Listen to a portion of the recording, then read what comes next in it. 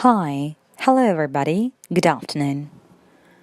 And with us again today, Alexander Gerasimov, a trainer of courses, NLP practitioner, NLP master, a professional negotiator, a producer of NLP radio, geography of training sessions and consultations held by Alexander is 20 countries and 58 cities. I would kindly thank Alexander for our previous meeting. We've got lots of food for thought. I reflected on our meeting, conversation, analyzed, rotated some examples in my mind. And it is inexhaustible source. Every time we are getting more and more questions to ask. Thank you for coming along. Shall we continue? Of course, let's go ahead. Our next question.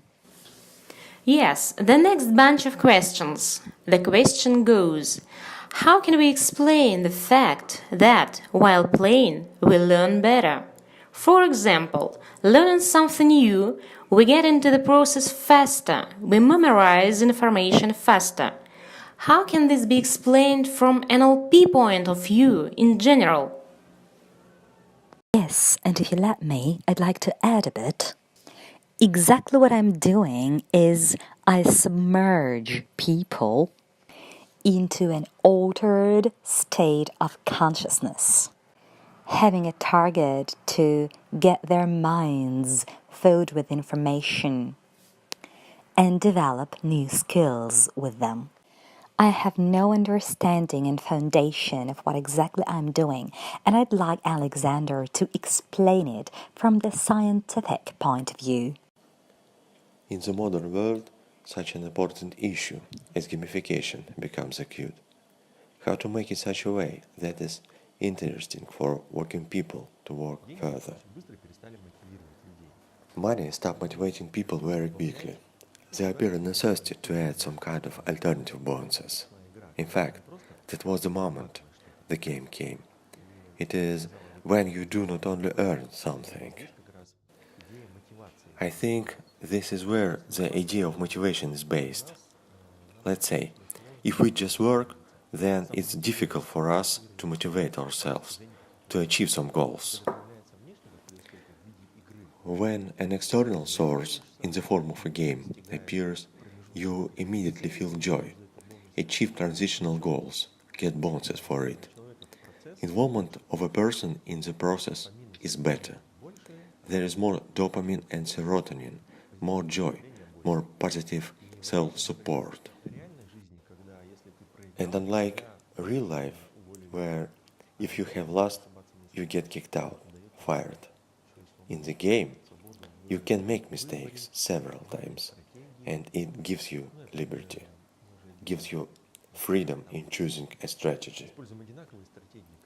We use the same strategies both at work and in the game. A person trained in the game uses these strategies in his work, the result becomes higher. So, do I understand correctly that having an opportunity for a mistake makes it easier for a person to make it? You know, what I usually do is I give my students on training sessions badges to put down different names on them, not their real names, for example, Bob or John, and he makes a mistake much easier, knowing that it's Mary who makes mistake and she is allowed to. Is that what you're talking about? Yes, including this as well. Now, our life is changing faster. Long-term options are over after 7 years. 7 years is a lot. People are ready to constantly change, abandoning their previous identities. One moved to another city, he became a different person. One got another job, also another person. You started to communicate with other people in a new context, you are a different person. You have got up from the computer and you are already a different person. You have started another game, another person again. Being ready to give up identity is going to be a useful skill in the future. Switching to different parts of a personality. I understand as we play a game in the learning process, in a form of a game. We switch on the limbic system, exactly what you're talking about. The emotions get connected to the neocortex. We do not learn words like a parrot, in case of English. We go through it for real, we get experience, so we memorize better. Yes, becoming a little bit like animals.